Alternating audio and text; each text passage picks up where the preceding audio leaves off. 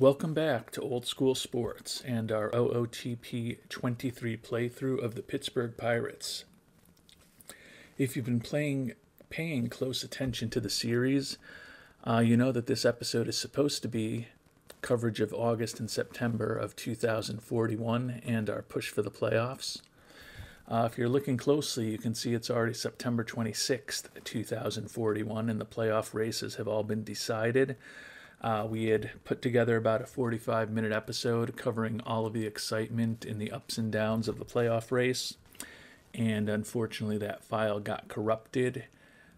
So I'm here at the end of September, and we'll give you a quick update on how the months of August and September went. But to get to the punchline early, if you've got a good eye, you can see that we failed in our quest to win the National League Central. We were half a game out of the division at the end of July. We ended up 4 games back. But we did succeed in making the playoffs. You'll see that we are headed to New York to face the Mets in a 3-game wild card series on the road. Exactly how we got there was actually pretty dramatic, though. So I'm going to go through the calendar of what happened quickly for those of you who are interested. Also kind of do I don't want to say a deep dive, but check in on a few of our top prospects and how they performed. The end result of the season, though, as you can see, 93-69 record, 574 winning percentage. So we've been GM of this Pirates team for 4 seasons now, and we have 2 winning records and 2 playoff appearances so far. So given that we've had the 30th largest, meaning the last in the major leagues payroll for 3 of those years, and we progressed to 29th this year, I think we've done a decent job so far. Taking a look at the schedule, as I mentioned, we were half a game behind the Cardinals in the NL Central when the month of August began. And we unfortunately lost a series against the Cardinals. They took 2 out of 3 against us, so that expanded their lead to a game and a half.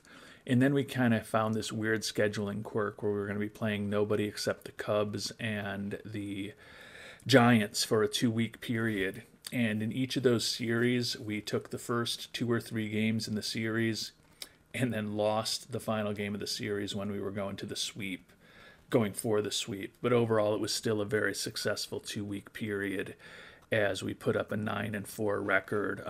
We're right in the mix.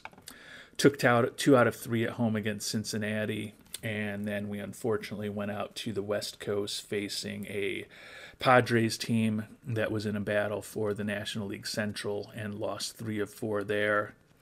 Then we took 2 out of 3 at Colorado, split a doubleheader with the Diamondbacks, and then we won 2 against I believe, last place Milwaukee team to finish off the month of August. So at this point, the Cardinals had really gotten on fire. I believe they were up 3 or 4 games on us by this time already, and we were still in a pretty big battle for the wild card with several other teams. Calendar turned to September. We finished the sweep of Milwaukee, but then we went to St. Louis and lost 2 in a row. The division wasn't gone at that point, but we were certainly on life support. Fortunately, we bounced back, sweeping the Orioles. Then we lost a series to the Mets 2-3. And then this was kind of disappointing. We split a series on the road in Milwaukee. So at that point, we were getting to our final crack at the Cardinals for the season. They were only a game and a half up on us at this time. They had started coming back to the pack. If we won both games, we were actually going to be first place in the division. But you can see we took the first game 1-0, and then we lost the second 2-1. Washington was in a big battle with the Mets for the NL East at that point, and we actually took 3 of 4 at home against Washington, which put us into a pretty good position. When we got to the final 5 games of the season, we felt that our goal at that point, the division was done when we suffered, I believe, this loss to the Nationals on Friday the 20th.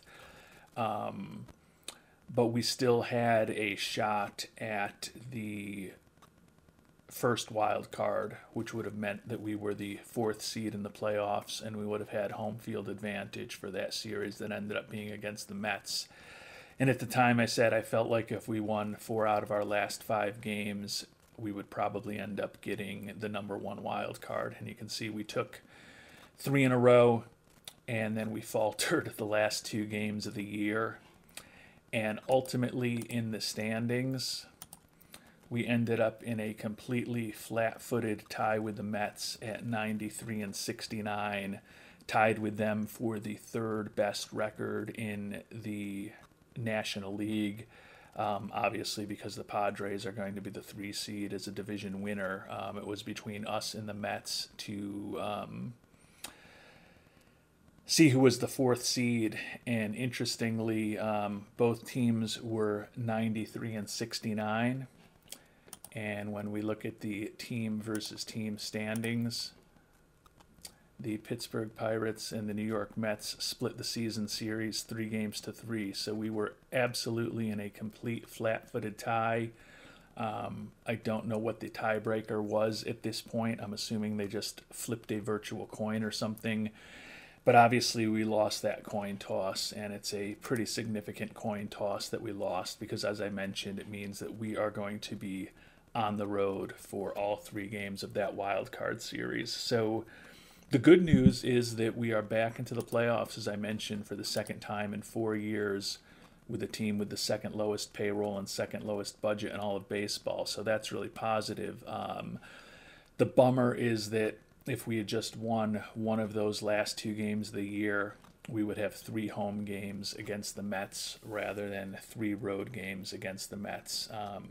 And given that we finished in a flat-footed tie with them on the season, as I said, it's definitely a bummer that we're going to be on the road for those 3 playoff games. But it'll be a good test for these Pirates who, when we won the NL Central back in 2039 and did have home field advantage for the NLDS, we got swept 3-0 in that series despite playing the first 2 games at home. So hopefully we can find some magic against the Mets in the playoff series that's coming up. Excited to be back. Was definitely a goal of ours when this season started. Ownership only wanted us to have a winning record because we had kind of faltered so much last year. Ownership also wants us to improve attendance, which we've worked on. And they also wanted us to improve stolen bases, which we did a little bit. So in terms of our obligations to Mr. Nutting, who will be turning 80 right about the start of the upcoming season, we did a pretty good job this year. Clearly wish that we were going to have some home playoff games in the wild card series, but there is one way to guarantee that we'll have some home playoff games in the NLDS, and that's to get by the Mets. We'll obviously be on the road in the NLDS if we do get by them. But, we'll get a shot potentially at the Cardinals, who beat us by 4 games in the division in a best-of-5 series, if we can get by the Metis. And in our next episode, when we go through the playoffs, we'll also do a review of our top performers and our bottom performers and all of our performers over the course of the season. But did want to highlight that Isaiah Hill ended up having an excellent season for us. Led the National League with 50 home runs, led the National League with 131 runs batted in, and ended up 3rd in the NL in batter WAR at 6.4. As far as the pitching staff, Greg Gaylord ended up tied for 2nd in the National League in saves. You may remember he actually started the season as a starter for us for about the first month of the year. So certainly if he had been the closer all season, probably would have had over 50 saves and led the NL in saves. And Ricky Gotti had a nice year for us, 14-11 record, 234 strikeouts in 202 innings, and a 5.8 pitcher WAR, which was third in the National League. He is heading into his final arbitration season. It's going to be a big number. We've thought about signing him to a contract extension in the past, looking for close to $19 million a year. With the fact that we've already signed his rotation mate, Tony Santana, to a long-term extension, and then earlier this year we signed Isaiah Hill to a long-term extension. We are already way over budget for next season, paying about $70 million this year, set to go up about $30 million next year to close to $100 million. So we're going to have some big decisions to make this off season with some of our arbitration eligible players. Clearly hoping we can make a long playoff run and hopefully get a nice bump in our budget. But it's very conceivable that we'll have to potentially pare back our spending on scouting and or development next season to be able to kind of pay for this roster that we've been working on putting together. I think with the success we had on the field, winning record, we're going to be in the playoffs. We did pretty good with our owner goals, and we also ended up increasing our revenue per game about 35%. We should be in line for a big bump in our budget next year, knowing the way Mr. Nutting operates, even though we're on pace to, make about $22+ million for him this year. And that number is likely to get better, or will get better, when playoff revenue starts rolling in. But judging by past precedent, he probably won't bump us up by more than $8 million. But every little bit will help as we try to kind of build something that is somewhat sustainable here in Pittsburgh. In talking about building something sustainable here in Pittsburgh, before we check in on player development and how some of our top prospects performed this season in our farm system, wanted to check in on the two big acquisitions that we made before the trade deadline and how they performed. Tony Machuca was pretty good for us. Big time starting pitcher.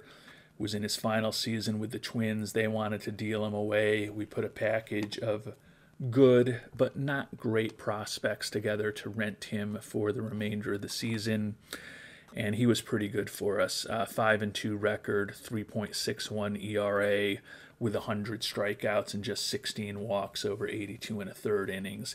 He did give up 9 home runs. He's a fly ball pitcher without great movement, so that's not a shock. But you can see that he is headlining our rotation as we get ready for the playoffs. And as I'm thinking about it, we are going to go down to a 4-man rotation for the playoffs, which means that Bobby Gonzalez is going to be in the bullpen, something he's never done since he came over. And interesting, it looks like manager Jan Vasquez is going to put Gonzalez into the closer role. Very interesting. But with Machuca, the rookie Longoria, who was really good once we brought him up, 10-2. Actually, was better than really good. He was fantastic. 10-2 record, 2.71 ERA, and 207 strikeouts in 146 innings. Only concern with him is his control. He did walk 71 batters, but with a 184 batting average against, was able to put up a 3.8 WAR for us. Just a really nice rookie season. So with Machuca, Longoria, Gotti, and Santana, definitely like our rotation as we're going to be getting ready for the playoffs. Taking a look at the everyday players, our big acquisition at the trade deadline was outfielder Juan Canseco. He was clearly much less productive than Machuca was. Did hit 8 homers in 176 at-bats and drove in 25 runs. but batted just 199. The only thing that I can say positive is that he did walk 26 times. He's got a pretty good eye, so his on-base percentage was 100 points above his batting average, but clearly did not provide the boost to the offense that we had hoped he would.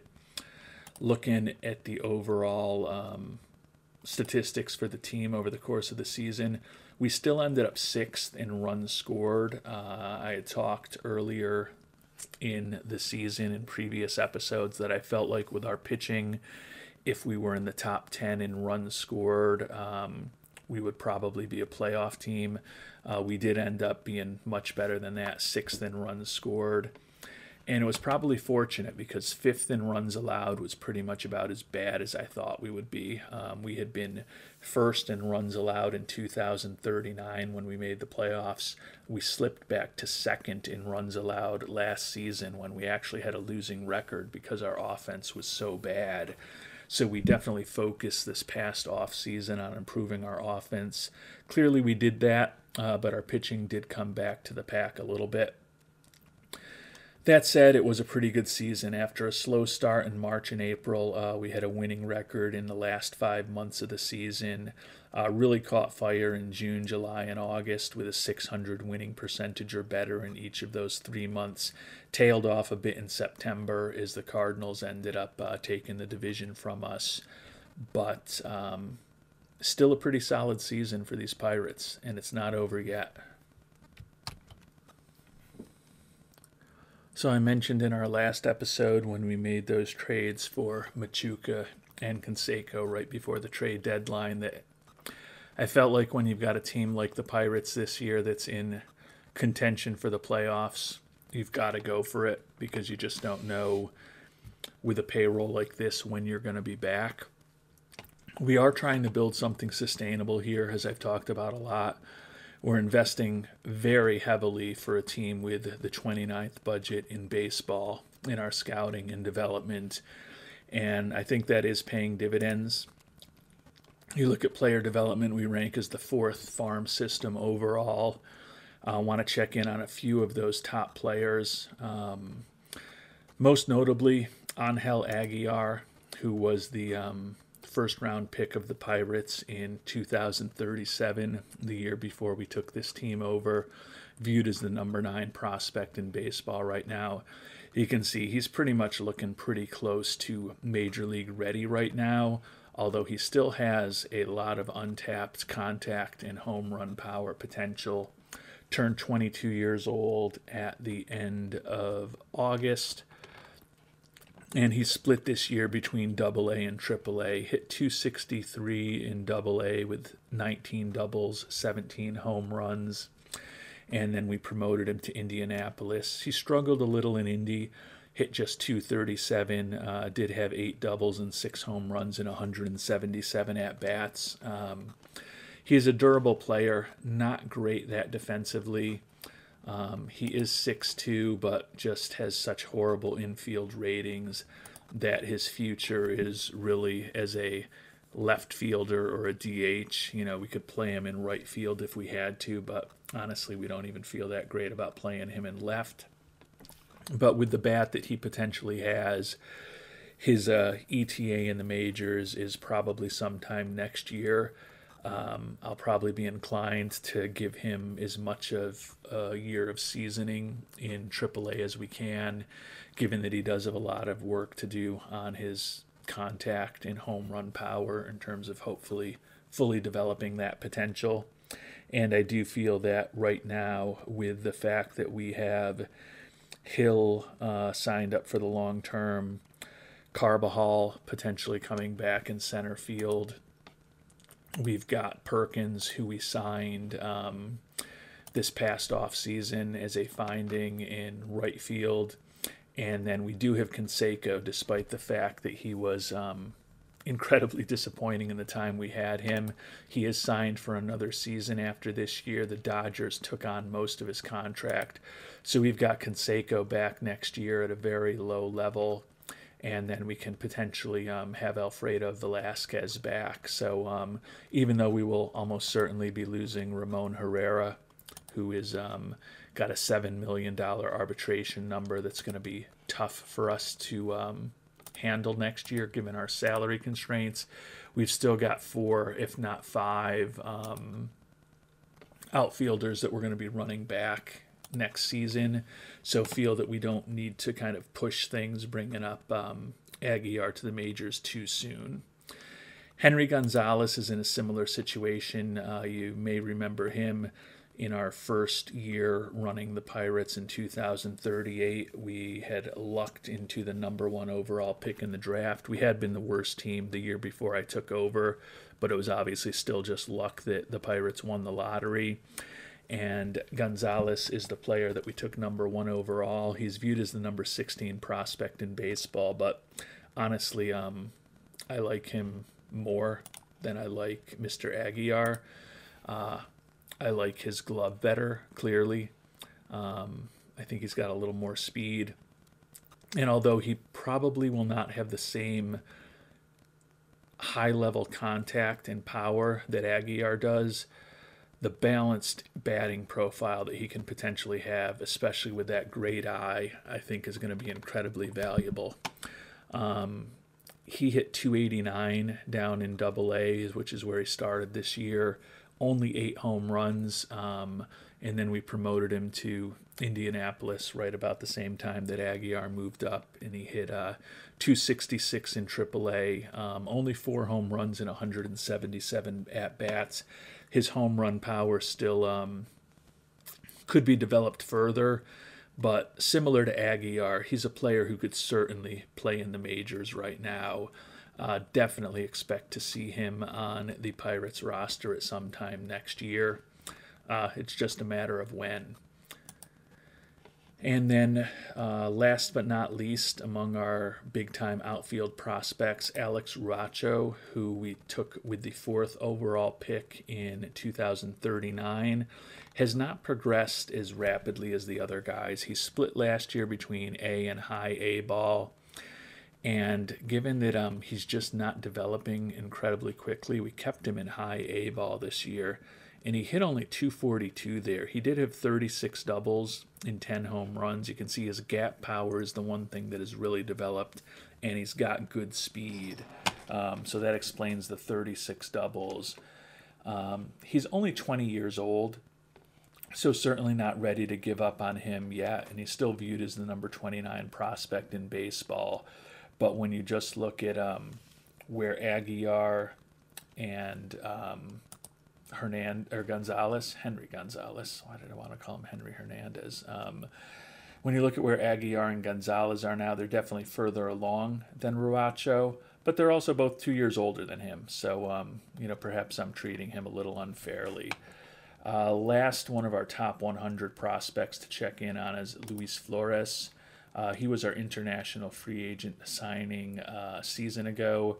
You can see he's viewed the number 69 prospect in baseball.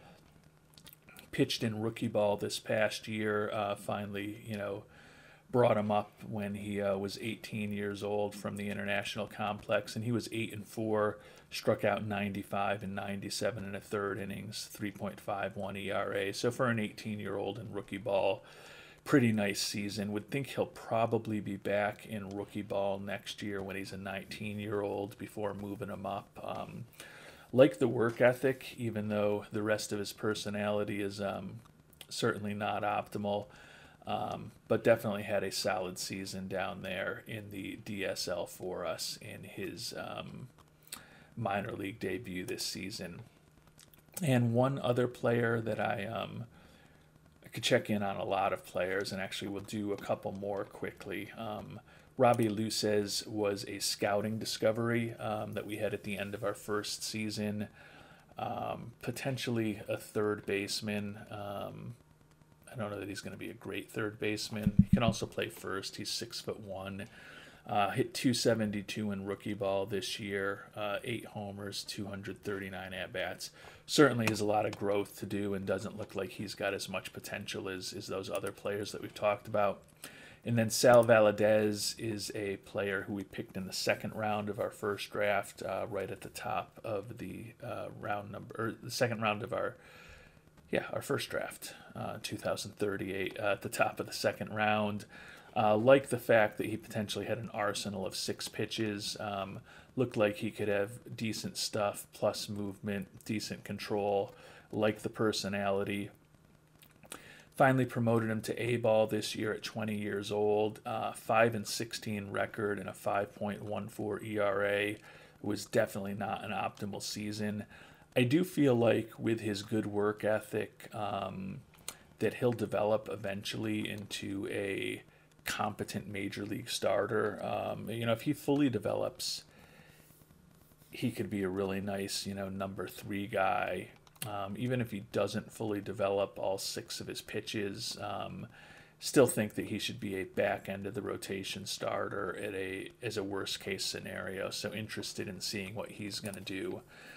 And then the other guy who's not one of our top 100 prospects that I did check in on during the episode that I had previously recorded was formerly one of the top pitching prospects in our system. And unfortunately, injuries have really kind of derailed Luis Molina's career. Had shoulder inflammation, which took him out for 6 to 7 months in 2039.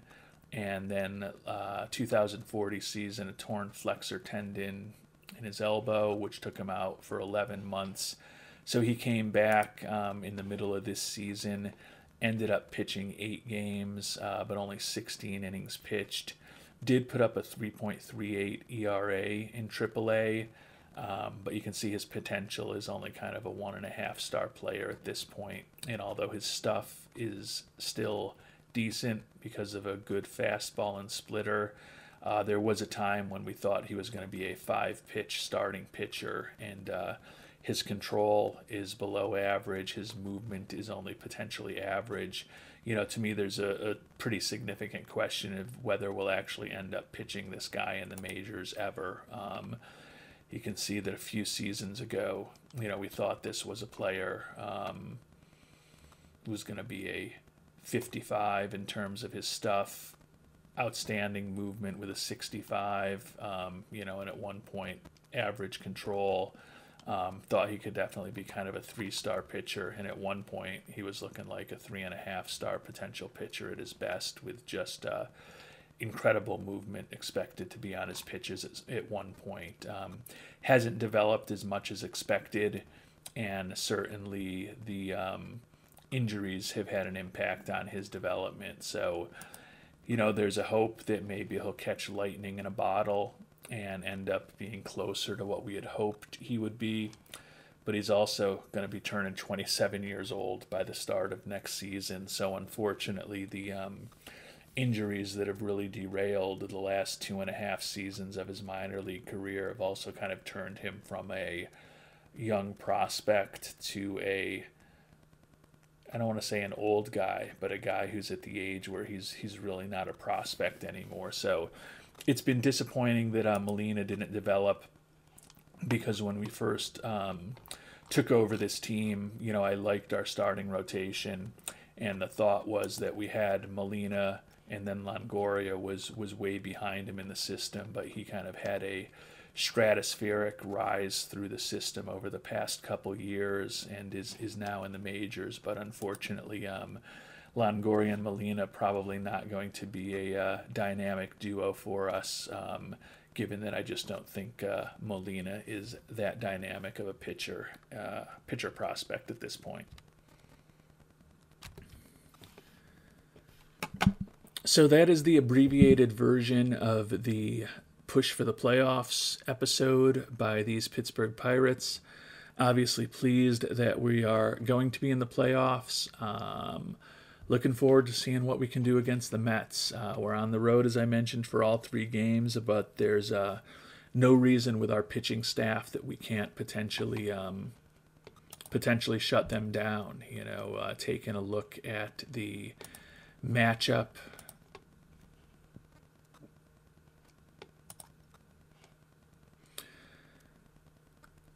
we were 6th in the league in runs scored, and they were 10th. So hopefully we can score some more runs than them. And our pitching staff was 5th in runs against. They were actually better than us, 3rd in the NL in runs against. But